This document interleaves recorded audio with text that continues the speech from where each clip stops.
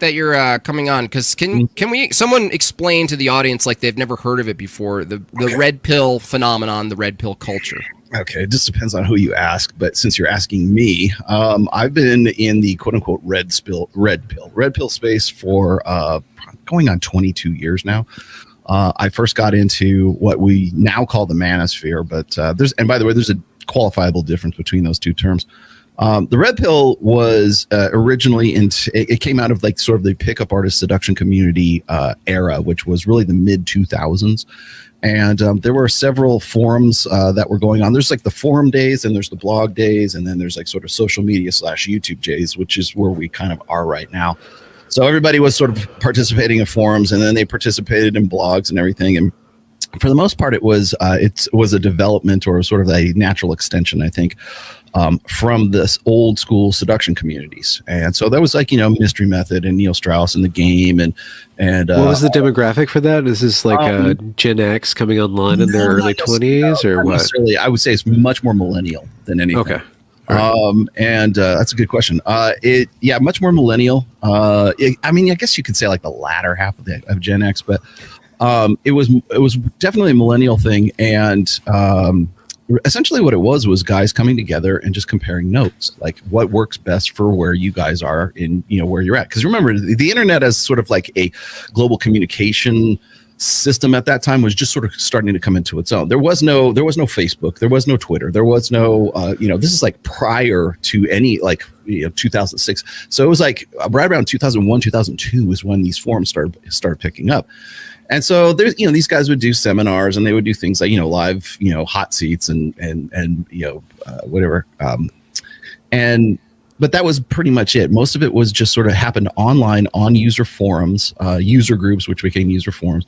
And then I was a moderator on one called So Suave, which, by the way, is still there, even 20 some odd years later. But it was mostly like, how do you get a girlfriend? Suave is that okay? SUAVE. So Suave. Yes. Yeah. And there's another one called Alt Fast Seduction. There's another Venusian Arts. There's a bunch of other ones at the time. It would depend on which kind of like guru you kind of followed at the time. And I just had this kind of interesting fascination with it because I was going to college at the time, and I was studying psychology. So it was interesting to sort of just see all this sort of play out in real time.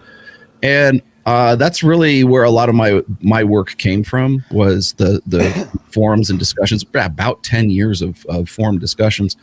And the red pill as a sort of a term or a moniker developed out of that. We didn't even really call it red pill then. We just said it like unplugging from the matrix kind of thing. Like you used to think one way about how women were and intersexual dynamics were and human nature, like men's nature and women's nature, and what we've sort of been brought up with, whether it's in pop culture, or if it's by the church, or it's by your family, or by just sort of like interacting with people in a social sense.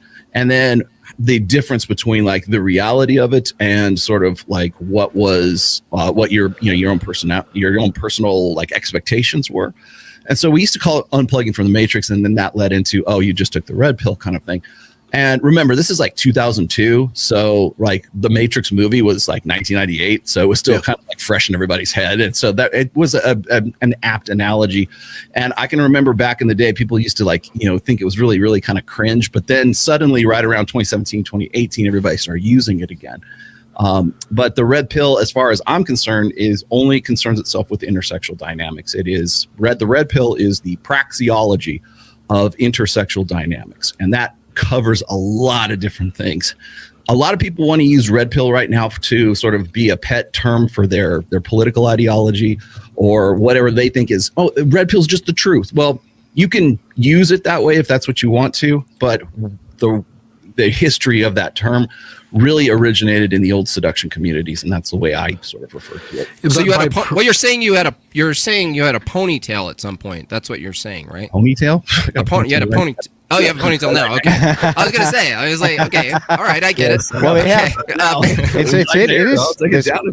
There is this one point that Rollo brings up that's interesting, because the political forums around the same time and they're, these were all forum. I mean, years ago on the internet, they're watching a video took an hour, right? I mean, it took forever. Download it, right? Yeah, it took forever. If you got a pirated movie or something off of the internet, it took you 3 days of downloading, and then you didn't even know what you were going to watch, right? You turn it on, and you'd be like, "Oh God, it sucks." Well, remember that podcasting, actually, the term podcasting meant iPod, like audio. Yeah. Right, yeah, you actually would record it, and then you would actually listen to it back as if it were a radio show of some sort.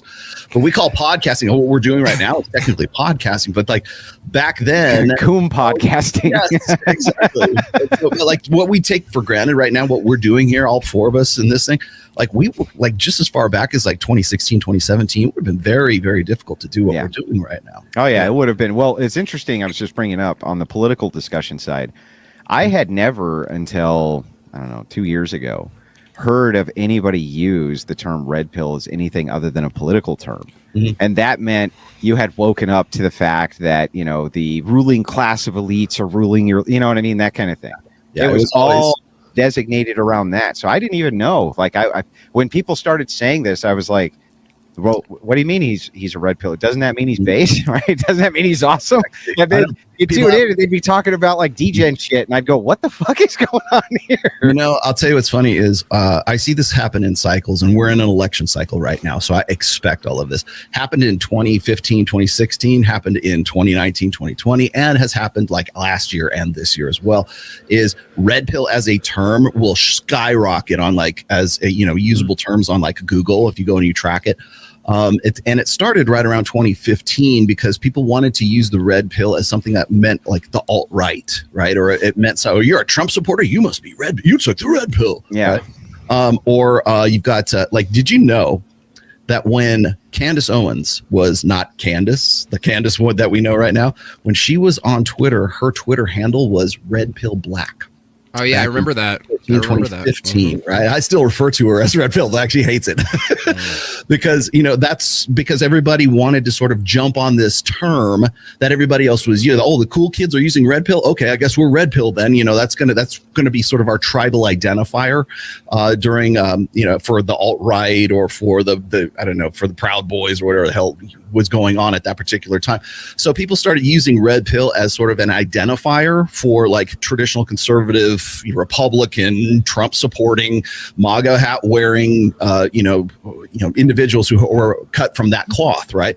And that's not where the term came from. And I every time I bring that up at every election cycle, every 4 years, I have this same fucking conversation over and over again, where we're talking about what red pill means and what it doesn't. People will just say, "Oh, it just means the truth, man." I'm like, no, it doesn't. You just simply don't know the history of it. Is there a crossover between red pill as you're using it and then the right? Does that valence? I don't make that distinction because I don't necessarily talk about just strictly I don't talk about ideology. I don't talk about religion. I don't talk about politics. I don't talk about race. I don't talk about ethno-nationalism. I don't talk about any of that stuff. So you don't talk about anything that matters.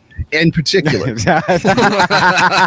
But when it crosses over into intersexual dynamics, and all of those topics do cross over into intersexual dynamics, then I do talk about this. Now, Andrew, what's your take? I mean, your take on the red pill from everything he just said. Now, in your position, what is it? What is it now? And what are we looking at as far as a dynamic or paradigm? Let me start from the end and then work back to the beginning. So the question from Ben is there crossover? I would say that you'd kind of have to be a fool not to think so because of this. It seems that people on the right are much more open to the fact that we're living inside of a degenerate society, and they're actually kind of happy to point at female behavior and the degeneracy which comes from that as being, and feminism specifically, as being a prime cause, whereas the leftists and progressives highly endorse feminism and they endorse women's lib and all this type of stuff. So when you see right-wingers who rage against feminism, it's easy for them to look at one of these guys who kind of operates off of this red pill, what you'd call red pill praxiology or this type of thing, and agree with them, right? They go on and listen to them and they're like, well, that fucking guy's right. Okay, these broads are out of control. This is insane. Repeal the 19th, right? So, right, you see them kind of gravitate towards it, and they see it, and so yeah, there's a bit of overlap, I think, there. But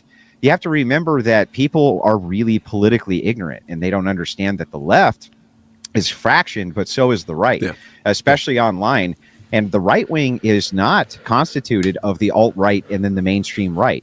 There's the dissident right, there's the alt-right, there's the mainstream right, there is the Republican light alt, which it would be like the Daily Wire guys and those types of people, right? We have views that aren't 100% palatable, but they're palatable enough.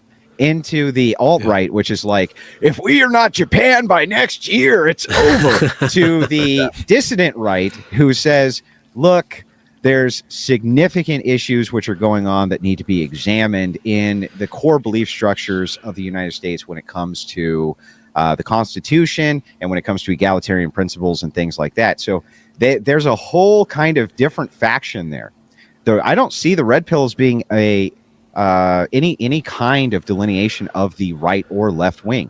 It seems to me, and I've tried my best not to strawman their position, which I get mercilessly attacked for on Twitter, even when all I do is spell the position out without even, and I'll put a little note at the bottom. I'll be like, this is not my position. I'm just logically writing out this problem, right? And they lose to do that. Yeah, they lose their minds, right? They're like, no, you're siding with them. And I'm like, no, I'm just writing out the argument. But anyway, so I'll put this stuff up. You're not allowed to do thought experiments. And I'm just like, look, this is just a basic logical problem. It's a basic logical issue. I'm just kind of writing it out in plain English so people can see what they're saying. But I don't think they're trying to take a political side. They're just trying to give descriptors for what they see. So for me, they're the guys who are walking down the street and they're like, tree, rock, right? Soda can, a soda machine. And what'll happen is the people who are going behind will be like, so you like soda and you want people to drink soda, huh? And you're like, well, no, I'm just pointing out that that's a soda machine. And they're like, so you want everybody to get fat and obese, huh? You know what I mean? That's the distinction in the mentality from my perspective, from kind of what Rollo would consider the red pill and what I consider actual political discourse, which this gets sucked into because the right and the left both want to use kind of the RP stats to support their own narratives, either pro-feminist, against feminists, and that kind of thing. So yeah. Well, does it fold in? Does the red pill procedural understanding of mating dynamics fold into some sort of eugenic ethno-nationalism? If you can force women to act in a certain way, then you can propagate a culture? It can be used by the alt-right types that way if they chose to. It can be used as the dissonant right types to say, no, let's go back to arranged marriages and let's go back to, polygamy or things like that. Or it can be used by kind of the center right types to say, well, maybe we should really take a look at suffrage and move more towards libertarianism and kind of shrink the amount of people that are allowed to vote via, land and things like this. So, and it can be used by the leftists to say, look at the right-wing lunatics who want women slugged down in the kitchen and beaten with baseball bats all day. Mm-hmm. So it can be and is used by each side for their own political agenda. Yeah. Is there an underlining understanding that comes out of the red pill? I'm sure like you could. No. It's useful, like, right? You said it's a praxiology, so this is something that you practice, right? Okay, so but does it describe reality at all? Okay, so the reason why I use the term praxiology is because it's the best fitting, system that I could probably come up with. Because the problem is that the red pill is not necessarily concerned with prescriptions; it's concerned with descriptions. Right. So it's more about factual absolutism as opposed to just sort of like, is this right or is this wrong or is this good or is bad? It's not. I've illustrated and talked about the red pill in terms of like it's fire, right? You can use it to heat your home, and you can use it to cook your food, or you can use it to like set your friend's house on fire or set your buddy on fire too. So it just sort of depends on how you're going to use it and what you're going to do with it. So it's not really necessarily concerned with like uses or like, is this right, is this wrong? Now, a lot of people will take that, just Ben, more to your point, is a lot of people will say, well, doesn't the more realistic factual basis of what the praxiology of the red pill talks about is in terms of intersexual dynamics, does that align with conservative politics? Does that align with the conservative ideology or a leftist, degenerate Coomer, ideology? Like, yes, both. Both. It works for both. That's a thing. And as Andrew was saying, the minute that you start giving people like just hard data, hard statistics, say, here's what it is. All I do is basically get this stuff, write about it. I connect some dots and I allow people to sort of come to their own opinions. The problem is that's very dangerous in the era of social media, because you can't give people hard data without telling them how to feel about it. Because if you don't, they will hate you for that, because they want you to tell me, oh, well, why is he even telling me this data? Because he wants to change my mind about something, and only a degenerate Coomer would tell me that, or only a MAGA hat wearing Trump supporter would tell me that. Rollo, what you're trying to say is, we know what you mean, though. So what you're saying is that a female typical way, like needing moral? See them on an open fire. Oh no, it is. But it's totally it's a gynocentric view of everything. But that's what people do. Is if you present anything, which is it doesn't matter if it's an argument and you're just presenting what an argument is, and you're trying to be as good faith about it as you can. So you're like, here's premise 1, here's premise 2, here's premise 3. So you hate God, and you're like, let's say the argument is God's not real, and you just present it as a premise, right? Mm-hmm. Even though you're a Christian, you're just presenting the argument so that people can understand what the argument against you is. The first thing people will do is draw that down and be like, I see. So you're arguing against God because you hate God, and you go, no.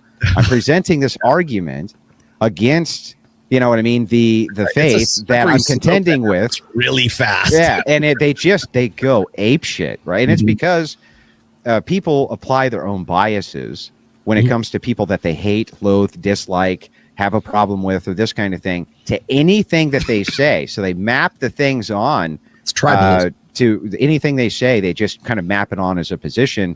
And then whatever the worst position is they can possibly think of and the most uncharitable, that's your position now. What would the red pill say about dealing with those kind of people? Does it have a protocol? They would say, fuck them. That's it. Yeah. That's all they can say. I would say this, and I've made this very clear on most of my podcasts, even Access Vegas, is like when people ask us, like myself or Mike Sartain, for that example, like what is there a elevator pitch? Is there some sort of can you describe what in a bumper sticker, can you tell us what the red pill is? And the problem with that is that it's not a bumper sticker. It's like a college course. Okay. It's like a college major. So if you think about how intersexual dynamics cross over through politics, as I was saying before, religion, just society, sociology, anthropology, psychology, evolutionary biology, and on and on and on. You think about how all of those subfields sort of cross over into intersexual dynamics. For me to say that the red pill is one thing or another, then if I give you one description of it, people go, ha, you didn't think of this, right? And no, I did. You just asked me for a 5 minutes, introduction to, primer for the red pill. So the best way that I can describe it is the praxiology of intersexual dynamics. That covers a lot of things. It could be anthropology, sociology, psychology. Wait, so Rollo, hold on a second. If there's no prescriptives and it's mostly descriptive, practice assumes that there's a proper practice, or is there no such thing as an improper practice? Well, the practice is the descriptor. So what they're saying. Okay. You just go. So they're saying the practice is the description. Gotcha. So the practice, the elevator pitch is actually just describing the elevator to the person in the elevator. Right. Yeah. It's just. And he's like, who fucking cares? Right. Well, let me I'll just give you the quick definition here. What a praxiology actually is here. Okay. So it's technically a philosophical term, and people will say, well, this is from economics. It's like from Mises or something, or Mises, whatever. And it's like, that it was used for that because what he talked about is technically a praxeology, but it's really a Greek word, not necessarily an economics word. But it is the praxeology is, let's see, the theory that the theory of human action based on the notion that human beings engage in purposeful behavior contrary to reflexive behavior and unintentional behavior. Okay, so what it means is that it's a term of that. It's a study of behavior in that behavior has a purpose or a function behind it. So there's like a latent purpose to that behavior. And what is that particular behavior? So it's not. How does it account for the value judgment of the description, though? It sounds like practice. It's not a cognate with Okay, so Rollo, what if the accurate description of most of reality in humankind is just that force wins, that males win because of force wins? How does your position, like from the red pill perspective and everything you're saying now, like how would you argue against someone who's in a part of your group or tribe or ideology? Say, he goes, hey, Rollo, force wins. Let's fucking do it. And you go, well, what do you say? So there's a difference between those two. I could say, are you asking me as for my opinion? What do you think the best practices are? Or are you asking me from a perspective of describe the fact that here's how force wins, here's how force doesn't win? I can do it from both of those sides. So there's the practice of it, and then there's the theory side of it. So if I'm talking about just strictly praxiology, I can give you, here's why you come to the conclusion that force wins, right? I can tell you and describe that. Or you can ask me, well, what do you think? What do you think is best practices? And that's where people lose the narrative here, because the red pill, as far as I'm concerned, is that as a praxeology, it is describing a dynamic. It's the Izot gap. So he's saying, it's the Izot gap. You just asked, which is this: is it right? Is it wrong? Do you think it's best practices that we enforce our will via force? Right? That's a different question than what is force, or how does the dynamic of force actually work? So you're asking me, it's technically two different questions. So it's like, what do you think about best practices, and what do you think about the actual dynamic itself? This guy in chat, he's like, I just love the word praxeology. It just feels good coming off the tongue. It's like saying praxeology makes me feel 5 times more intelligent than I did just a few minutes ago. I've had people like throw this at me. They'd be like, praxeology, it doesn't mean what you think it does. And I go look it up. And they come back like 5 minutes later, like, okay, maybe. That's what they call me and Jimbob in the chat all the time, autist, because it's we look at the aughts, right? It's not caps. They're like, you're an autist. I had to teach Dr. Phil what the word superfluous means. I think I can teach you what praxeology Well, I can't not look at the gap, though, because if we're talking about culture and how to influence culture, and if your ideology, or in my view, Christianity is actually the thing that informs culture, then, if red pill doesn't really have a position on where we ought to go, and we're just describing things, I'm just wondering to the limitations of participation. That's the entire limitation, though. So you got the limitation right away. So it's like this. It's like, if you can imagine, and you make this argument, and I do all the time, actually, when it comes to science. Science can give us tons of descriptors for things which potentially could be true, but can't tell us what to do with them. So science might be able to tell us how to split an atom, but that doesn't mean we ought to build a nuke, right? That's the thing. Yeah. So I think that it's useful to have something like this around that can be referenced. You know what I mean? Yeah, exactly. The question is like, how do you use it? That's where I think the failures on that side are in. But I don't think they're trying to say that it's designed specifically to make the ought claims. It's only designed to give you these descriptors, and then you can do what you want with them. The way that Ryan Stone and I sort of describe this, Ryan Stone's written a book called Praxeology, right? So people can sort of wrap their heads around this. But what we call the red pill really is the Chilton Manual of intersexual dynamics. Now, I don't know if you know what a Chilton Manual or a Haynes Manual is. Do you know what I'm talking? Do you know what I'm talking about? Somebody has to know what a Chilton Manual is. A Chilton Manual is the big manual. Ben is feverishly Googling. I was taking notes for later. There's a particular. Okay, so my younger brother is an auto mechanic, right? He works on like classic muscle cars and reconditioning. So you got Chilton manuals for like all these cars, right? Yep. A Chilton manual is basically a manual that shows you where all the parts and all the numbers and everything that could build a 1969 Chevy Camaro, right? And every last part is there and shows you how they all go together and everything else. It doesn't tell you how best to drive the car. It doesn't tell you what necessarily the gas mileage is going to be if you use a particular fuel in it. It's not going to tell you, best practices and how, some of them do. Yeah, some of them might. But like the thing is that the point of the actual Chilton Manual is just to show you how the damn thing goes back together. Okay, Rollo, I have a question. Can the red pill philosophy, the way you've described it anyway, can it tell us the value of like aesthetics and architecture? It can describe okay, so first of all, let me just explain something to you. The red pill is not an ideology. It is not a philosophy. It is not a belief set. It is not a sermonizing. It is not anything that has to do with a particular, like, as I said before, best practices.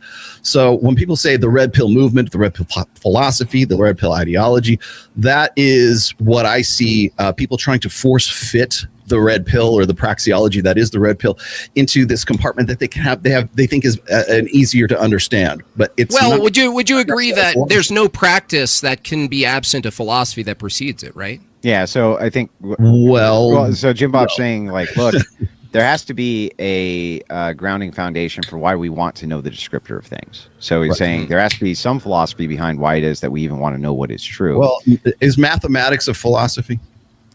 It uses philosophy. Yeah, it uses philosophy. It's definitely a philosophy. The mathematics is philosophy. Yeah, there's in fact, or you could say that philosophy itself is a mathematic formula. So the long and the short of it is this: is that as a praxiology, the way I look at this is that the red pill is a descriptor. It's not a here's what you ought to do.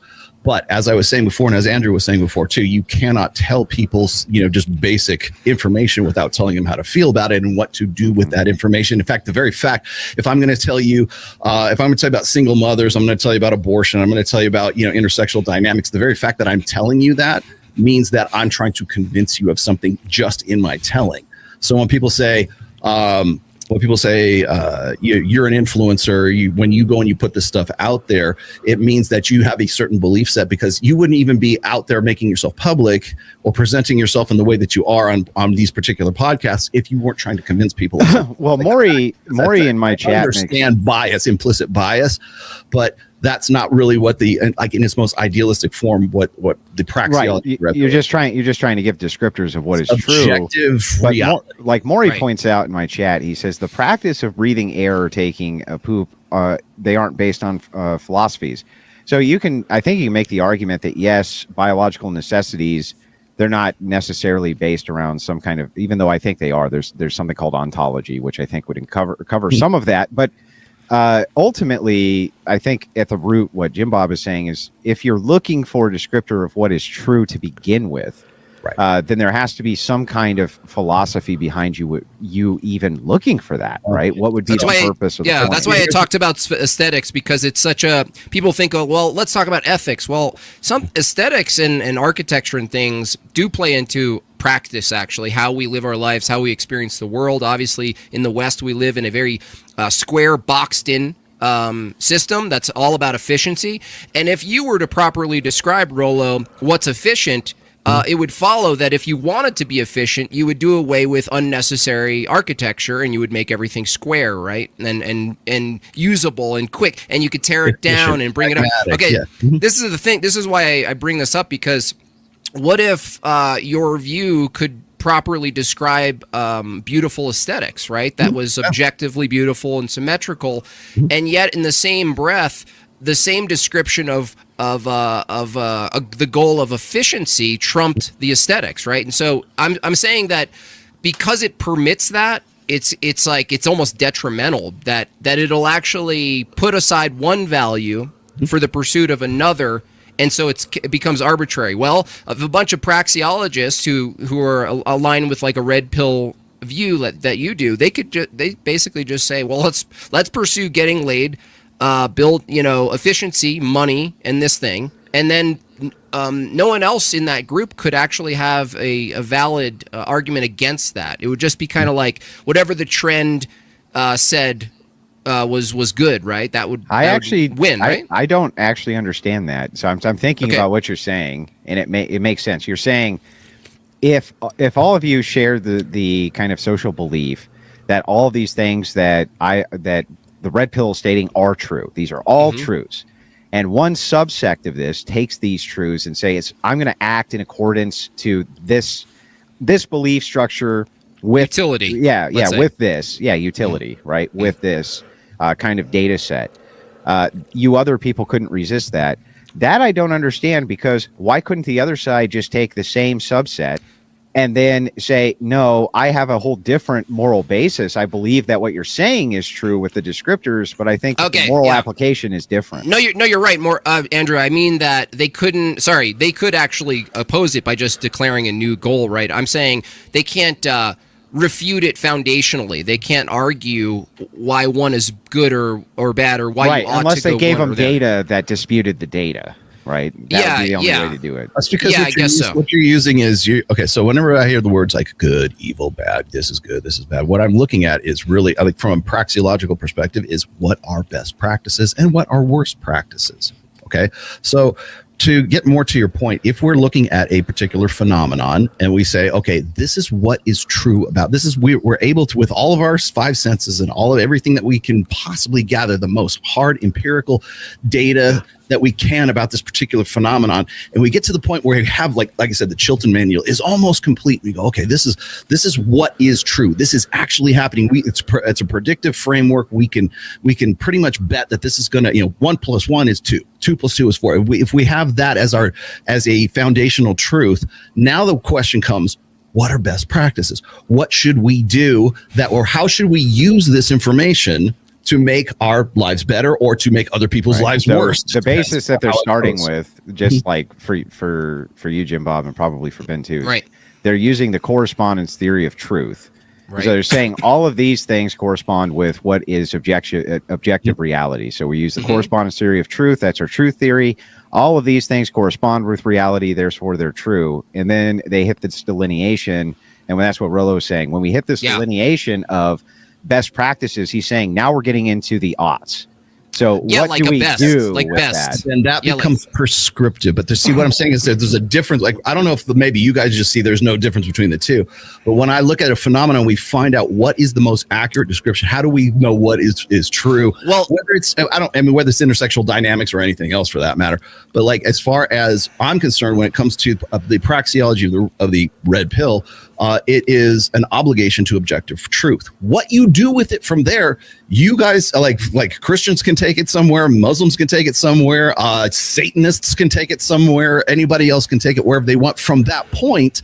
But what I'm saying is that the concern of the red pill, or the praxiology of the red pill, is what is actually factually true, and then you go take it and decide what you're going to do. How is it useful? What's the utility of that? So I guess, Rollo, I'm asking, from the view of the praxiology and the red pill view, can you accurately observe and describe the best?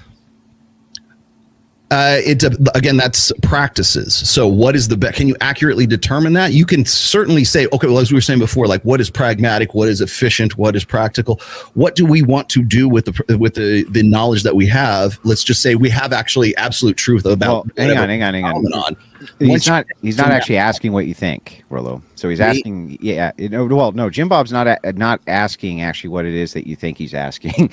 What he's asking you specifically is, he's saying, when you say the word best, so for instance, if you say this is the best data, not what's the best application of the data, this is the best data. As far as what we have as the most. Yeah. What do you mean by best? So that's another thing, is like when we are looking at, like, say, the Chilton Manual of the praxiology of the red pill, remember, it's not 100% entirely complete too. So it's what I've said before, is that we write down what we know to create, sort of predictive frameworks in pencil, not in pen. So it's like, why don't you shut up, Ben? Benji, what do you got to Benji, what do you got to say? Listen, what do women want? What do women want? That's better. They don't, Ben. Not you, Ben. They don't want you, Ben. No, it's because of the sweater, Ben. I gotta go Mad Men on you. Yeah. What do women want? That's actually a great way to get really into the culture where it matters the most. Is what women want? More. More what? It's always more. More truth. They want more Chilton. Everything. They want a more accurate Chilton manual. What do women want? I don't think they want more truth. Actually, that's like I don't think that's they give a like shit. I don't know. A lot of that is really kind of like navel gazing. It's like, well, what do a particular? I mean, we can go and do a full show on like what do women want. If you want to talk about like as far as intersexual dynamics is concerned, like alpha fucks and beta bucks. That's basically what women want. They want the perfect amalgam of a guy who is a good dad and a good cat. How is that not a good or a true or a beautiful? That's a description of the Good or true or beautiful. that is the red pill is describing what women ought or want. It right? is until the Tinder swindler comes around, and then suddenly it's not as good as everybody thought it was going to be. Okay. So, like the problem with that is you're going to ask me like, what do women want? And I'm going to give you like sort of my most accurate like presumption of this from like what I've been able to sort of glean over the course of like 22 some odd years doing this. But what is good and what is bad? Like obviously, they want a tarot card reading. Yeah. Do they? That was the best comment I've heard tonight. They want a tarot card reading. Rollo, do women want to be leaders? They want scented candles. Leaders? Well, you actually, have scented candles, Ben. I know for some reason I have a feeling you have scented candles in your house. I do not. You're trying to beta buck me, man. Beta bait me, actually. That's what's going on here. They were saying it's funny. Come on. I know your tricks. Yeah, not one scented candle, Ben. Not one. No. The wife has a few, though. I can't. Well, that's fair. That's fair. Yeah. Well, listen. I was at a cafe. It was really early, and there was this meeting of a bunch of Christian men. They had like their weekly meeting where they get together and like they work on their issues. And they got into this conversation about God, and they all went on this real long, like this is what God is. This was good. Yeah, this is what God is. This was God. and they were all so certain that they knew what God was, or they argued with each other, but they spoke with so much certainty. And then the conversation relaxed, and somebody said, well, my wife did this and I had no idea what she was doing by this, right? And they all like collapsed in their certainty about God, and they couldn't describe the person that they were sleeping with. Right? Wow. So the red pill, it sounds like the red pill is trying to describe that mystery that is woman. Yeah. And it's I was going to say this is like one of the core kind of, I guess, say principles of the praxiology is that women, like from perspective like women's nature and men's nature, is that it's knowable. It's nothing mysterious or nothing magical or cosmic about it. However, it serves women's purpose that men think that they are in some way unknowable, like forces of nature or the feminine mystique, because the less knowable a woman is, the more she can sort of use that as soft power for men who have always been classically been like covert or overt, physical power. Yeah. So, I mean, the old saying is, what is it? Like, men conquer worlds and women conquer men. Mm-hmm. So, and how do they do that? They do it through soft power and covert communication. They do it through subterfuge and nuance. And wait, do they conquer men or do they conquer weak men? They conquer strong men very well. Thank you very much. It just depends. Like you can say, well, this man's weak or this man's strong. Like, do you think that, like, say somebody like Alexander the Great is a big strong man, or how about Napoleon? Alexander the Great was gay, just so you know. Yeah. Well, because I want to summarize this. A strong guy or a weak guy? I want to summarize something important here. Is that when you say conquer a man, right? A man can be conquered by appealing to his own weaknesses of sin and appetite. And so a woman could actually capitalize on that, but I don't think it's the woman who's conquering. I think it's the man who's not properly managing their appetites or their weaknesses and their fleshly desires and things like this. And women can see that, right? And they go, oh, that's easy. Look at today's culture. I mean, it's entirely based on women being on the throne, right? And the men are submissive, kissing the feet, throwing all the donations, right? And then I don't even think women want that, by the way. Yield to the princess is now you go, queen. Right. So that's consistent description with the red pill, right? You guys agree and you go, okay, this is. Do you say this shouldn't be? Do you say this shouldn't be when you see this? So put it this way: I can give you my opinion of this. Yes, it shouldn't be, but I can also tell you the praxiological perspective of it, which is it is what it is, right? This is what will happen if men don't have their shit together, if women are more, let's just say, fempowered or more in a position where they can take advantage of quote unquote weak men, or they can use, like, there's been throughout history, there've been very, very strong, like alpha male men. So it's better for men to have their shit together because they were blue pill as far as with their women is concerned. So Rollo, how do you properly, from the red pill view, praxiology, descriptive view, properly identify an inversion? Because here's the thing: if I say right now it's accurate, give me an example. Right, it's accurate to say women. There's this hypergamy, like women are elevated to a state of financial gain and status that is a result of materialism and weak men, basically, right, not taking the leadership role. So that's descriptively true, and your personal view is, well, it really shouldn't be that way, but that's my personal view. I'm saying, well, if you accurately describe something in reality, and we both agree that that's what's happening, right? How do you skip to accurately describing that it's actually an inversion of something? How do you accurately describe inversions? So give me an example of that. So it's an inversion that women have power. That's what I mean to say.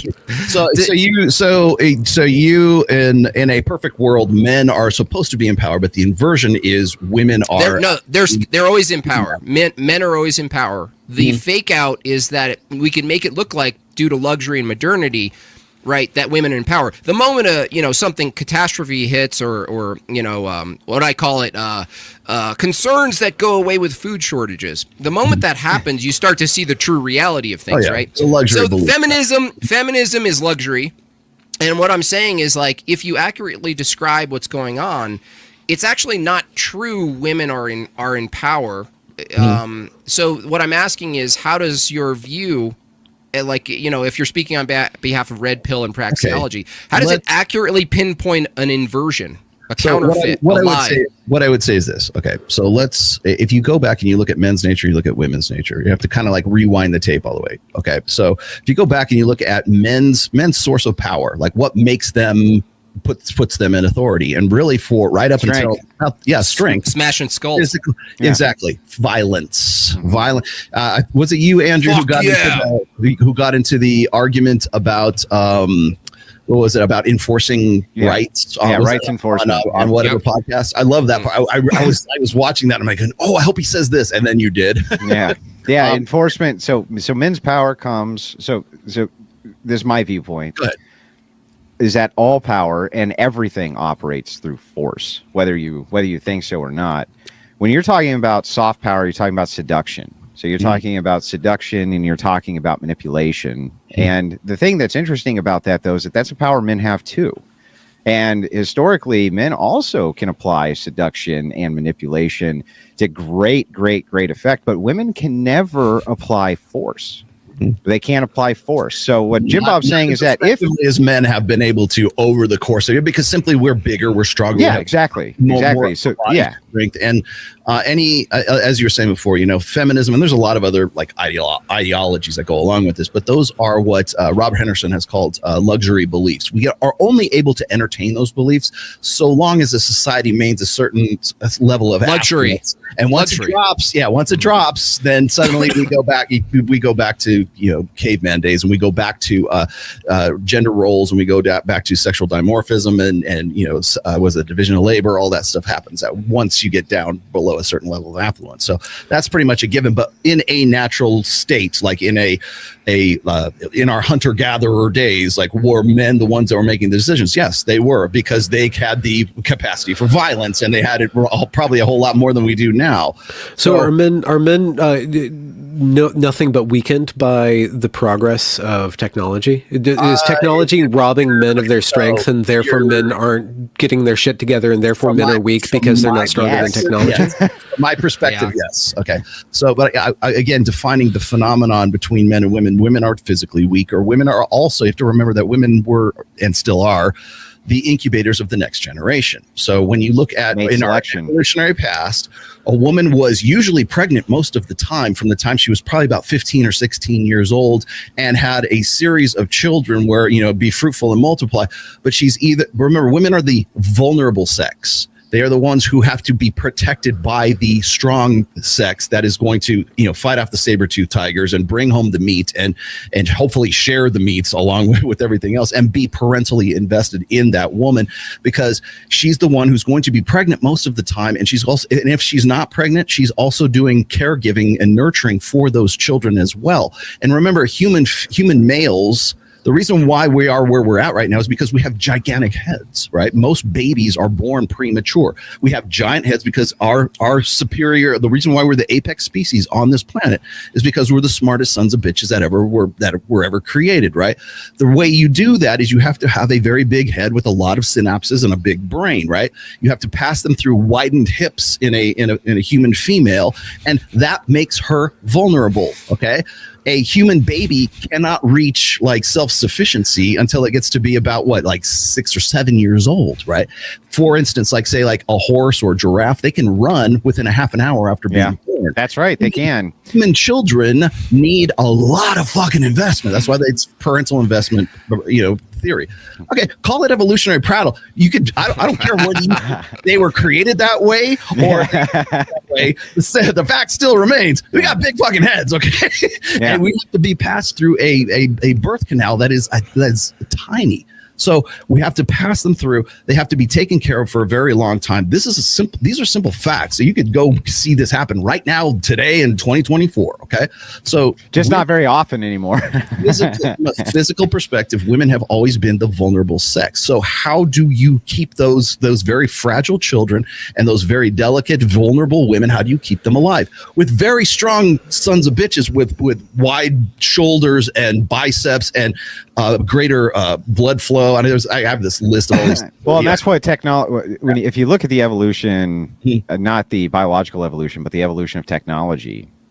What's interesting is that if you kind of trace it back to the beginning and you start to look at the things that we cared about the most, it was all based around infrastructure and comfort. And the reason for the technology being based around shelter, things like this, is for this exact reason.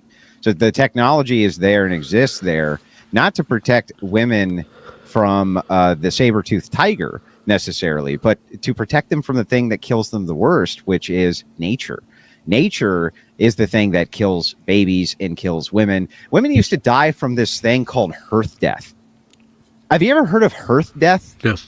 Okay, let me tell you what hearth death was. So this was actually something, I'm not even kidding. I've heard of girth death. Yeah, if you go back to early America, women used to cook in their fireplace. There wasn't a stove. Okay, they took their cauldron. Hearth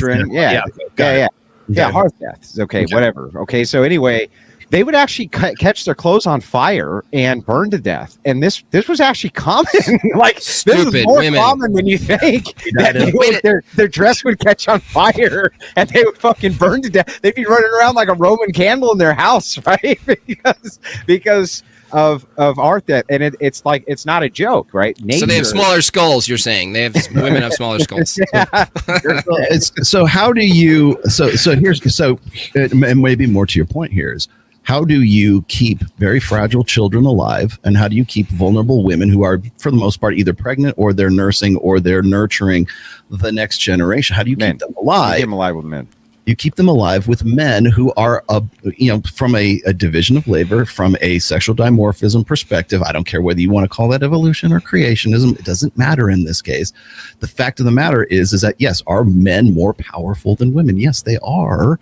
And designed or evolved that way makes really little difference in this situation. But again, what I've just done is I've given you the praxiological perspective on why that dynamic exists in the first place. Now, so is that right or wrong? Well, it seems to me that it's worked out pretty well for, 200 years so far. So yeah, until we had hormonal birth control and everything went to hell.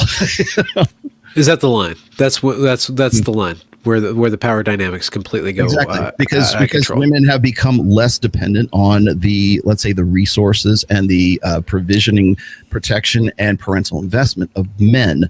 That's exactly what hormonal birth control did. And so the echoes of their biology is messing them up. If there was a pill that solved women's desire for stability and strength around men, Like that would solve the sexual revolution, Well, sexual we don't- evolutions. I actually got into it with, I think I'm probably one of the few people who've ever really pissed off Dr. Phil, but I pissed him off with this, is that men have become superfluous after the sexual revolution. They're nice to have around, and you'll hear women say this on every damn podcast, but they don't need a man, but they want a man. Right. They do need a man, though. That's just Oh, yeah. descriptively That's false, though, right? Exactly what. Okay, and okay, got thank you. very Okay. much, because that's Yeah. exactly what I told Dr. Phil, and he was like, Yeah. "What's superfluous mean? I don't know." I have a degree in psychology. I've never heard the word superfluous. Well, I have a degree in sociology. I have a degree in sociology. In case you were wondering. But Ben, I would definitely, if you go and you look at like where the marriage rate starts to plummet, if you look at where divorce rates start to skyrocket, if you look at, I'm doing this series on the decade between 1965 and 1975 right now. And if you go back and you look at when was no fault divorce initiated? 1968, right? With was it Ronald Reagan in California, I think, to facilitate all of the divorces that were coming into the system because of the hormonal birth control. Okay. And then, of course, after that, now we have what was it, 1971? What happened in 1971, children? We went off the gold standard. Okay. So what happens then? Oh, now we can give women credit cards. Feminism wins. No, actually, the insurance companies and the banks. Big fail. But you go ahead. You go, girl, Betty Friedan. It's all on you. And then we have so no fault divorce. Then we have Roe v. Wade, which is what, 1974? Mm-hmm. Yeah, somewhere around there. And then we have Title IX, and you see all of this just progressively goes up. So all these things that we see skyrocket up to 2024, they all come back to 1 year. Right around 1965 to 1971, somewhere in that area right there. And what major technological innovation happened or became, I should say, more popularized in Western society? Hormonal birth control. Yeah. And you can actually see these trends. And that, by the way, goes back to your eugenics question. Yeah, well, in Europe, this happened before. Eugenics, basically, is what it is. Yeah, this happened before, though. If you look at the trends, it's actually hormonal birth control was newer in the United States. It had already been out in other places for a long time. I've always kind of disagreed a bit on this point. I remember we kind of had a bit of a back and forth on it, but I do think that there's no doubt that birth control contributed greatly to the sexual revolution. It couldn't have even been done because all those women would have been out screwing and all gotten pregnant, right? so that would have been a big problem for them. What's more interesting, and I understand your point. Like we talked about this before, and I showed you the graph between like the correlation between the rise in hormonal birth control use and the rise in divorce at that time, which happened much of at least 5 years prior to actually having the no fault divorce initiated. So essentially, I mean, my theory is that no fault divorce was the inevitable outcome of all these divorces that were coming into the system because they couldn't keep going like, okay, who screwed over who's cheating, they just couldn't do it because they were so inundated with these divorces. And they also wanted to put women into the workforce at that time. And if you look at again, go back and look at the graphs. If you look at 1971, you see that our production in the United States skyrockets, but the mean wages stay the same. Yeah, right there. So Andrew, are you? Sorry to interrupt. Workforce. Andrew, are you saying like all your interactions with people like Rollo and other people from the red pill community, if you will, are you basically saying, yeah, you guys are accurately describing some things, right? I would agree with, but for fuck's sake, pick a side and point in a direction, right? Yeah, so my beef here is that I think that the red pill, as it were, by the way, David Patrick Harry, I don't know if you've ever met Rollo Tomasi. What's going on, Rollo? How you guys doing? Maybe how's it going, David? Cheers. Yeah. Welcome to the convo. But so my big issue with it when we go back and forth is I don't think that they can make good claims for what people should be doing. But the more that I engaged with them, I found out something interesting. The guys who are really into this don't actually want to. That's not their goal. Their goal is totally different instead. So their goal actually is just to say, here's a data packet, do what you want. Because if you're not informed about what's even happening, you can't even make those odds, right? You don't have the core information which is necessary for you to even make those ought claims for these descriptors for society. So what I did was, instead of going, yeah, fucking degen scumbags, is I said, look, Once in Why a while, don't you need to do that, right? Yeah, instead of that, why don't I actually? Yeah, why don't I actually try to take your information, apply it to my worldview, and see how it fits? Well, interestingly, it's a 1-to-1 almost from the Christian worldview. Let me explain. Mm-hmm. Okay, so the Christian worldview says it's really it's optimal if you maintain chastity until marriage. And the red pillars go, yep, that's true, because these men, they sure like those women with low body counts, and they sure like these women to not have their baggage. So the red pillars go, yep, you Christians are right about that. And the Christians go, okay, you should probably get married young because it's better for fertility. The red pillars go, yep, that's also true, and it stops feminism, and it stops all sorts of things that they could get into if you marry them at 18, 19, 20 years old. Right. So you start mapping these on one for one. You go, perfect world. Yeah. You go, holy shit. We actually agree with a whole lot of these descriptive claims here, right? When they're applied to our worldview. But then here's where all hell breaks loose, where the tires come off. And then there's Pearl. Right. Yeah. Where the tires come off of this car and the fucking thing turns into a wreck is this. The red pillars go out. They're like, listen, let me tell you what's actually happening right now. What's actually happening is that this small subset of men, about 10% of them, they're banging all the chicks, all of them, not some of them. They got all of them, and they're just smashing them like no tomorrow. And by the time they're all done smashing these chicks, and all these chicks want one of these particular guys, so they're all competing for them. Right. And then by the time they're done and they realize, oh, shit, I'm screwed. I've hit the wall or whatever. And I'm never going to get one of these guys. You can then have her. She's there for you. To go ahead and pick up and go home with. Right.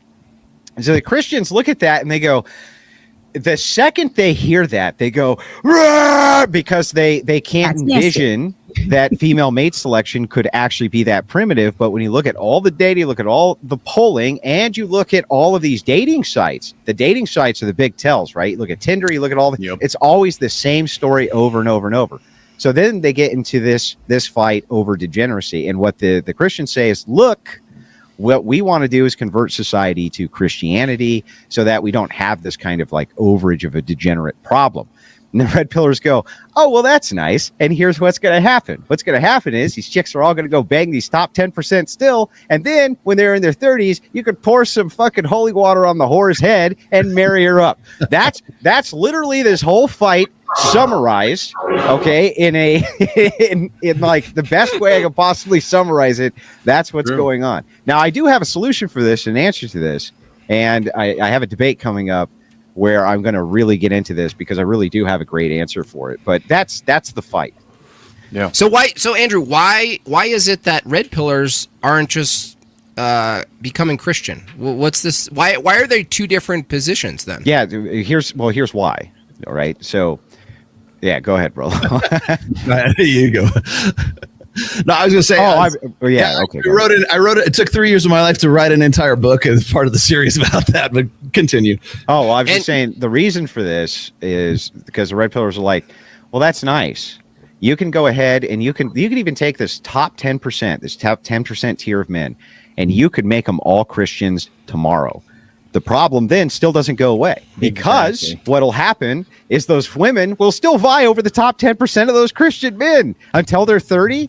And then when that happens, you marry them up. They barely have any children. You might have them chased 30-year-old virgins, which might be better, but chances are pretty good that out of that 10% of men, they're going to have some moral failings. They're going to have some, oops, I slipped my dick in her. Right? So Andrew, what you're saying is like a 7 male should be more aligned with, being marrying and procreating with like a 5 or a 4 woman, right? No. This is a problem, right? So you'll hear this from the other side. They'll go, what about the 4s? Look, if you're a 7, just settle for a 4, because men will do that, right? They don't care. They're like, hey, you're super nice and you cook really good, and we have sex every morning. This is great. Let's get married and live happily ever after, even if you're a 4. But here's where the rub is, right? Even the 4s want the top 10%. They don't want you. They still don't fucking want it's luxury. You. It's all luxury modernity. Yeah, it's all exactly. That's exactly right. But this is what I just talked about. One step further, they feel like they deserve, and then that's true. Exactly. It's a fake thing they're interacting. Go ahead, David. Well, that's what Rachel and I recently talked about with this whole Christ pill, red pill thing that emerged. There's this real naivete within Christian dating, assuming, again, some part of the Christ pill narrative that I've seen online is that, like Andrew says, you make an altar call, you get baptized, and now these girls are repented, and everybody gets together, and it's, happy ever after. And it's like, no, hypergamy still exists within Christian dating. Getting genuine desire and attraction from a woman still exists, because we're talking about submitting. So we're talking about a more traditional role. And so a whole point of Rachel and I's conversation is that, look, if you look at parts of the red pill, we can agree with all these things in regards to building the right sexual dynamics, even within a Christian relationship. It comes into these larger moral claims that, yeah, we would say we have more of a prescriptive remedy to the descriptive reality of the red pill, right? But there's a real naivete online that somehow if you just take the Christ pill, you swallow the Christ pill, and now you're going to get married. It's like, no, guys. In Orthodoxy, for example, we have a massive growth of young men. 70 to 75% of all new converters are because young of men. me. Because and so 100% because of me. We have all these women. We have all these young men. And then some of the women in the parishes, and they still are not getting married. Why is that? And it has to do with genuine attraction and all these same secular things that women are affected with. There's still, and it's not that we don't have grace for these women. So there's a middle space, but there's a total naivete in regards to the Christ pill, and it's totally unrealistic. Did you say something about over on David? Good, Benj. Good, Benj. Just like secularism is tied to genuine attraction?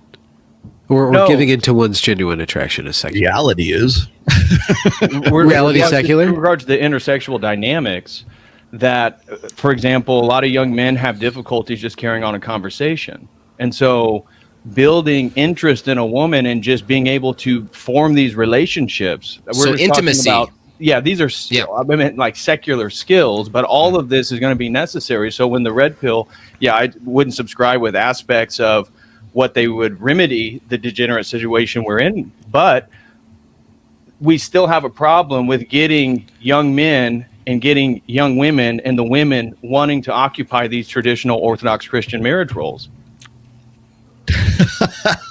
Rachel May, fat guts. Yeah, even Christian women don't want fat guts. Right. Well, that's the thing is so take a look, for instance, Jimbob. If you take you and Benj and Rollo all together, right? The only guy here who can match David Patrick Harry in looks is me, right? All of you ugly fucks, not even close.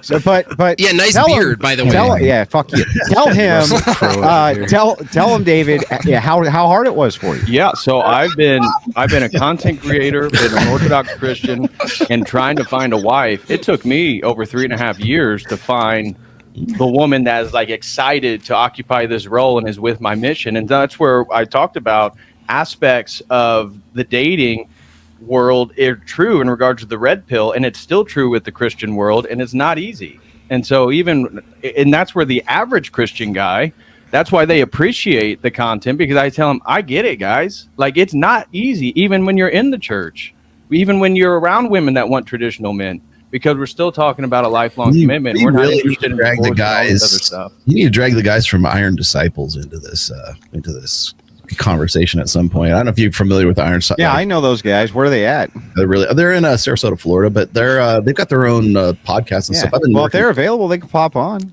Sure. So it sounds like You can send them the link, bro. Go ahead, Benj. No, is the sex dynamics worth the bother if nobody's procreating? If you take procreation out, is it worth the bother? No, that's why they're not procreating. So this is the key, right? So there's the juice worth the squeeze. Yeah, this is the key. If women are willing to wait, if they're willing to hold out for a long period of time to get what they consider whatever this demographic of the top 10% is, this is where you come into the problem. If by the time they are ready to settle down, they're in their 30s, let's say, right? How many children are they going to be able to have versus when they marry at 18, 19, 20, 21? It's going to be a lot fewer, and more of them are actually going to, have stillbirths and have birth defects and things like this. The rates astronomically go up, especially after 28. And if you look into the numbers, if you look at the United States, we're the only developed country really in the entire world that is having an increase in infant mortality. And this is not due to a limited access in medical care, which is what the dumbass progressives say because they're fucking idiots. It's due to the fact that women are having children later and later in life. And so that's one of the key reasons that the birth rate has plummeted, not just because of the pill, not just because of abortion, but because they're having children later and later in life. Yeah. Well, why have kids? Yeah, if you could just coom all day, right? And there's you don't see any or wine cat mom. Wine cat. All right, yeah, that's all right. I The think J.P. Morgan article said that 45% of American women are going to be single and childless by Okay, 2030. can I step in on that one, please? Yeah, go ahead. We'll butcher that one even more. Okay, so that's from the Morgan Stanley. It's called Rise of the She Economy. It doesn't say anything about childlessness because they'll probably still have kids. They'll just be single and have kids. You can't actually do that if you're so I love it when people throw like I've even seen like what Patrick Bet David was throwing that. I'm like, God, what the stop. That was from it was a forecast Morgan Stanley back in 2018. Yeah. And they were the prediction is that 42% of women that are in their prime working age or demographic, which is 25 to 44, will be single by 2030. It didn't say anything about childless, but like the presumption is that most of them will be. Right. But the idea is that, but remember, you don't have to be married to have kids today because True. 42% of children are born out of wedlock as of I think 2020 was the last time I saw that stat. It might be more right now. So the thing is, people are acting because of convenience and luxury. They're acting primarily on immediacy and convenience. And so when people make choices about these things, they're basically saying, well, why the fuck would I do that? Right? That's like a 20-year choice. Why would I make a 20-year choice if I don't have to right now? And so it seems to be a massive problem. And like Andrew said, it doesn't matter if you're red pill or secular or Christian, just like David Patrick also said, is that if you don't fix this issue of the values that you put on your life and your decisions, if they're not like in a long-term storyline, like your entire life, like what is your life going to be? Yep. It seems like there's no way out of the immediacy taking hold of men and women, right? So we're both at the effect of this, and luxury, and the irony is that we have this technology where all five of us could get on the fucking thing and complain about it at the same time, but it doesn't. It's still true though. It's like how do I teach my daughters and my son how to teach them how to operate outside of immediacy? I don't know the answer to that. I honestly don't know the answer. Isn't it possible, Andrew? Andrew's shaking his head. No, it is possible. Absolutely possible. And I'll tell you why it's possible, because it's a concept that's called grand strategy. And if you've read anything by, was it Robert Napoleon? Greene? No. Well, it comes from that. Yes, that's actually the term, but it's grand strategy. It's seeing the war instead of the battle. Okay, so for instance, and I came to this after doing Fresh and Fit so many times with young women who are like 19 years old and they've got like a body count of like 20 plus partners or whatever, which isn't that uncommon. So it came from dealing with women who are very young, who are like 18, 19 years old, they're just living in the moment, right? They're what are called temporal provincials, right? They don't care about what happened in the past. They don't care about what happened in the future. Mm-hmm. They only care about what happens right now.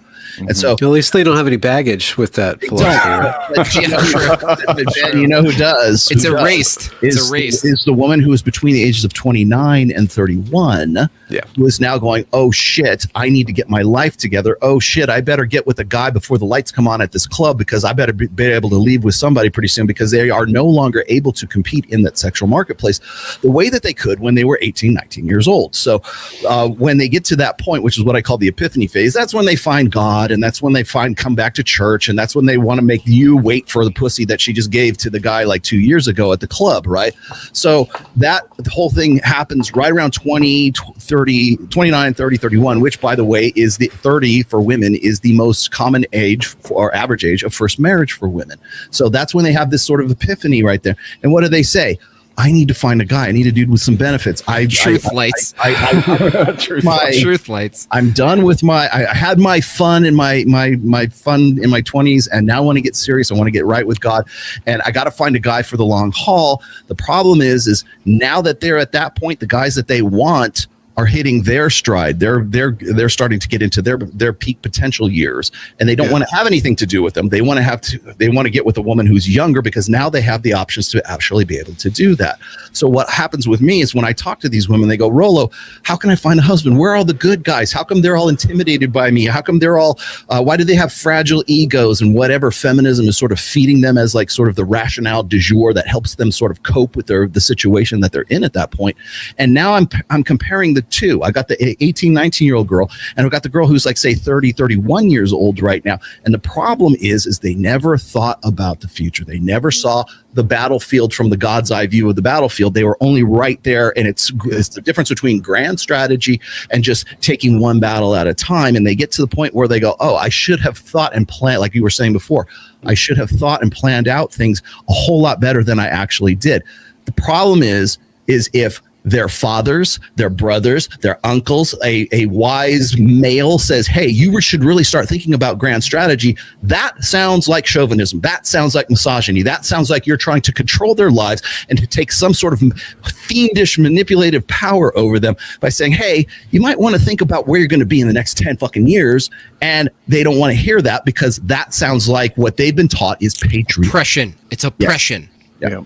But that's what the church and the true patriarchy is for.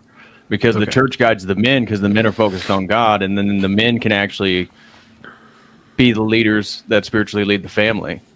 I think that's why, again, the point of the conversation is that the religious framework at least already provides that sort of God's eye worldview from what the meaning of a life is. The problem with that, Dave, is that, and this is I think the biggest failing of Christian conservatism today is that it is 100% responsibility for men and 0% authority for men.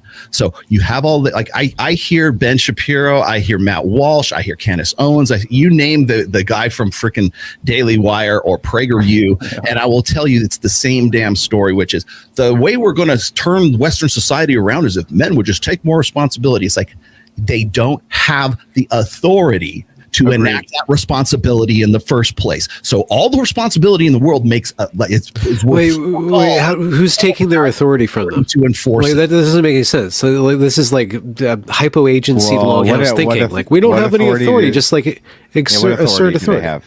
What's authority? Okay, so you don't have in a gynocentric social order. Just what I just said a minute ago. Like legally.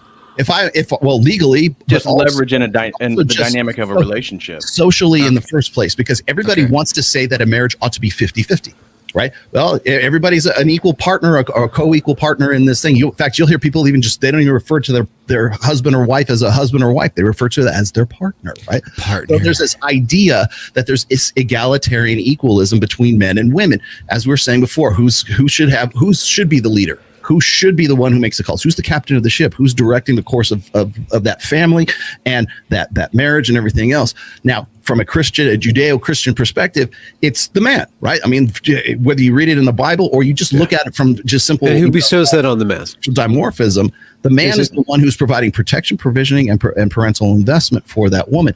It used to be, patriarchy, by the way, is a much more balanced system than what we have right now. Because patriarchy, in its idealized sense, meant that a man had responsibility for his wife, his kids.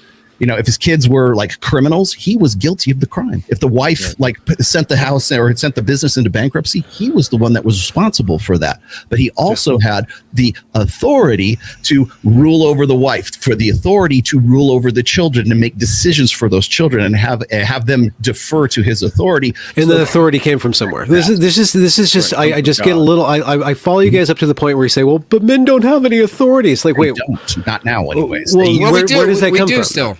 We do still have the authority because what you call egalitarianism, as Andrew argues a lot, is that it's still upheld by pure force. So the men still have the muscle and they're still using it to some minimal extent. It's just that their balls have one of those rubber bands around it, like you do with the cows, and so they're kind of like wobbling around, right?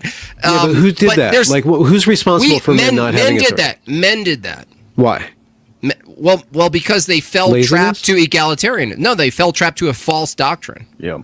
That's And why I- Christianity is so important, is because without Christianity, you have no oughts. You just have praxiology, where you're just describing things to death. In tying what Jimbob and Rollo were saying, I would agree. Useful. Put it that way. You have to make it useful. Go ahead, Dave. Sorry. I was going to say I agree with you, Rollo. That's why, again, as Orthodox, ours, I would argue theologically and philosophically that the errors of the Reformation and really the errors between the Great Schism of the Orthodox Church in 1054 and the Catholic Church have led to presuppositions of progress, be it theologically, philosophically, and now in this idea of just general Western society and this belief of moving towards utopianism, and that Protestantism can't save us. And I firmly believe in the next couple generations, like it's going to die out, because if you just look at the average age and you look at what's happening in culture, it can't resist it because it doesn't have a sacramental reality in regards to that everything that we believe is actually true.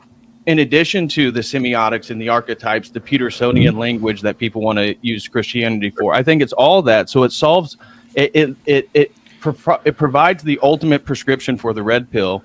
But I agree with you in the state of Western culture, and that Christianity is absolutely weak and deserves the mocking that it often gets.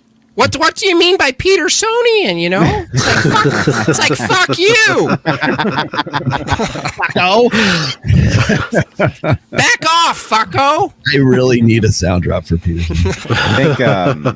I think the big problem almost what you're saying is true, but there's kind of a net problem, which is that as Protestantism dies, and it is dying, and the reason that it's dying off is because they're becoming secular. People are leaving those churches in droves. They're just leaving them as fast as they can possibly. It was leave them. upstaged by more Protestantism. Like a brighter one with more colors. Yeah, but I mean, it is. They're leaving it in droves, and you see the kind of traditional churches exploding in popularity, and it's not just here; it's globally. It's global phenomenon. I should point out also that this is not just a Christian thing too. This is also for Muslims, for Jews, Yeah, for everybody. Yeah, traditionalism. Yeah, Traditionalism. feminism has gotten into everything. I mean, it's like pretty much across the board. And the reason why I can say that is because, like I said, I took about 3 years of my life to do the research and everything for my third book, or my fourth book, which is religion. And my book on religion was really an effort, let's just say, in trying to sort of explain the red pill in religious terms and like why things work. Now, Ben, you were just saying a minute ago, like, you know, secular truth versus religious truth and stuff. Like, the one thing I would say is this: is I think that both can be true at the same time. So, for instance, I think that like a secular truth can also be a religious truth on top of everything else. So if I go and I say, well, the Bible says you shouldn't have sex before marriage. Well, that actually makes pretty good sense in an ideal world. And I point that out in my book.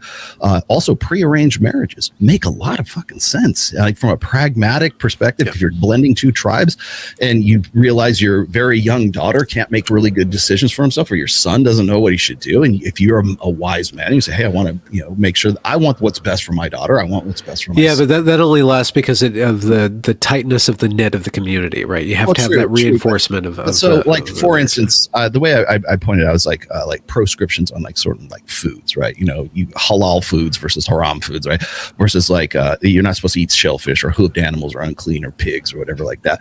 But the practical reason for that is because you're going to get trichinosis and die because nobody knew how to like cure ham back in the day.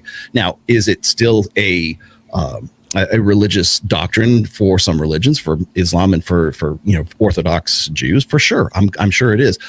But the latent purpose of that is that we don't want our people to die. We don't want them to eat shellfish because there's something in the shellfish that's killing our people, right?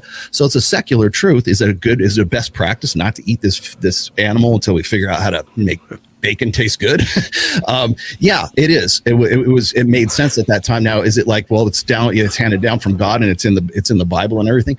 From a religious perspective, makes sense. From a secular perspective, also makes sense. Right, okay, but this has a limitation, though. This has a limitation, sorry, Ben, is that not all things that are practical are moral. And so you could present someone with a situation where what's pragmatic for them and what's in the best interest for them based on their wants and needs and desires is actually not the moral thing to do. And so now I agree that there are some descriptive things that might be parallel. It's just that the limitation is when it comes down to the wire, doing the right thing isn't always the pragmatic thing. Go ahead, Ben.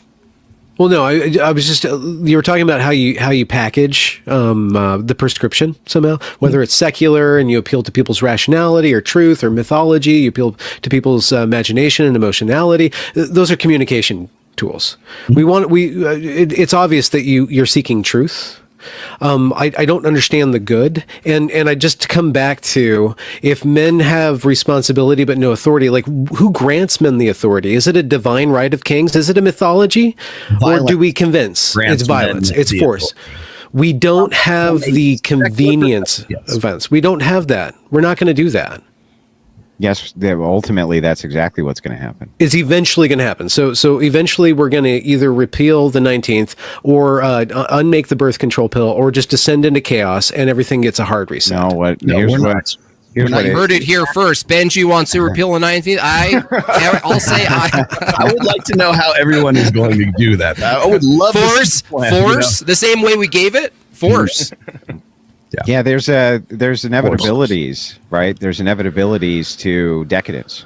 So, And- let me see if I can go ahead, Andrew. Yeah, Finish. well, there's inevitabilities to decadence, and we can look at the societies before us, which lasted for hundreds or thousands of years, but we can always see what happens when you have egalitarianism, currency deflation, and decadence.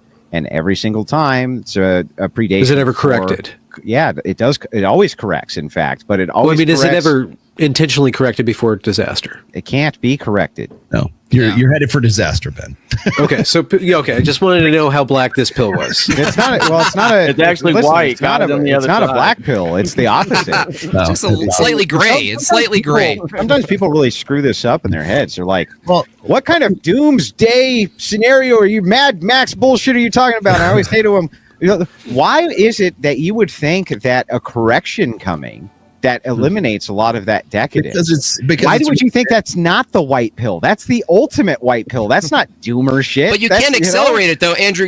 We don't contrive and accelerate the destruction, right? No. 'Cause Well, that's where people run off. Well, and they go, the whole point is this: you're going to have one of two things, and you're going to have this in every society, in all times, in all places, everywhere, no matter what. They're either going to be decimated by war or decadence. That's what does them all in. Ultimately, in this particular society, all the Western nations, its story, all of their stories collectively are always going to go the same. Once decadence sets in, strong men and totalitarians will rise up and they will seize power every single time. And then a correction will happen, and then comfort comes in, and then when comfort comes in, democracy comes back in, and then egalitarian principles again, and then you rinse and repeat the same fucking cycle over and over and over and over and over, and that is exactly what's going to happen to the Western nations, because we've seen it happen before. We saw it happen during World War II. We saw it happen in the early stages of World War I. The entire 20th century was an entire kind of bird's eye spectrum of what happens when egalitarian societies become too decadent and turn to strongman for leadership. Well, all hell breaks loose and society begins to correct. Suddenly you have baby booms. Andrew, what do you mean by hell? Oh, sorry. I don't chase booty. So what we're looking for is the alternative to this, and the alternative to this is Renaissance. So you can either have this or you can have Renaissance. The women's lib was a female Renaissance, is how they perceived it. This is us finally correcting the horrors of the system and this kind of thing. But if decadence becomes too pervasive, you tend to see Renaissance the other direction as well. And you can easily end up with that scenario. And that's the scenario that we prefer to move and guide to, rather than the alternative. This is why the pressure point comes down to like that men have responsibility but no authority. Like, listen, if you want a Renaissance, then men have to claim it. You claim it. You perform. There you go. Perform. You make the beautiful. You make the good. You proclaim it. Absolutely. Preach. Keep going. You plant the fucking flag and take it. Yeah, I'm with you. Yeah. No argument. I think I'm somewhere between Andrew and Ben in this case. I'm going to quote Coach Greg Adams really quick. Hope is not a strategy. However, hope is a necessity because we need imagination. We need to be able to push forward. We need to think what is possible. And so I'm only going to disagree with Andrew in the sense that I don't necessarily believe in circles, right? I don't believe in like cycles, like in this sense. You've probably seen the meme where it's like, was it weak men create hard times create strong men create good times create weak men. God, okay, we keep going in this circle. Well, I don't know if you guys have seen any of these movies. I think was it 1918 or something like that. I think it was on. But it's like if you look at what was happening right before World War I, everyone thought it was going to be a quick war. Everybody was just going to have a good old time until they met the first 50 caliber machine gun, and they were mowed down. Gun. Just like mowed down in droves, right? And that's what put into the minds of the kids during that time. It says, you know what? This is not going to be like our grandfather's war. We're fighting for our lives in here on an industrial scale. What I'm going to argue is that the next like collapse, the next meteor, the next war, whatever, we're going to run into something very similar. It'll probably be AI. It'll probably be like automated, like robotic weapons that'll just like gun down people in so much, carnage that we won't even. It'd be on a wholesale. I don't know. Porn. You could say that porn is the carnage. Porn is the machine gun that just killed masculinity. Who needs bullets? Who needs bullets? Very good analogy, but it's one of many. Okay, so if you look at say hormonal birth, let's just even go back to I present this in my fourth book, right? When we talk about like in the Bible, right? There's the tree of knowledge that Eve ate from, and so we have the knowledge of good and evil, right? I look at it in these terms. It's like we have the atom bomb. Okay, atom bomb, atomic energy was an apple that fell off the tree of knowledge. Hormonal birth control, an apple that fell off the tree of knowledge. Now we have to deal with this shit, right? Now we have to figure out how we're going to make this work. Bang. 2000, about year 2000, the internet comes out. Now we have worldwide communication. We have globalization on a scale that we're unprepared for, right? Then we have social media. Then you have porn on a globalized scale. However we want to look at it. Next thing that's coming up, the next apple to fall off the tree, I think is probably already AI, and it's probably going to be automated weapons, and it's going to be just like the efficiency of killing people and ruling people in such an automatic way that we're simply not prepared for it, just like the kids weren't prepared for the first 50 caliber machine gun that killed all of them in World War I. That's why I don't think that there's going to be some sort of cycle. There's no pendulum that's a swing back. You only get to go forward, and you have to deal with that shit. I'm not saying don't learn from the past, but going forward, you're going to have to deal with the shit that's coming down it, and you know what? You're not even prepared for what you're going to see on the next. You're not advocating a Kaczynski abdication of technological society and its discontent. No, I'm not saying that at all. I'm saying deal with it. Perform, just like you were saying a minute ago. Yeah. I don't necessarily I know Aaron Clary is going to shit all over me for saying this, but I don't believe in enjoy the decline. Okay, because eventually you get to the bottom of the decline. Eventually you're fucked, and I don't want to be fucked. I want to be able to deal with it, and that's exactly the way I teach my daughter and everyone who I bet those glasses make you see better.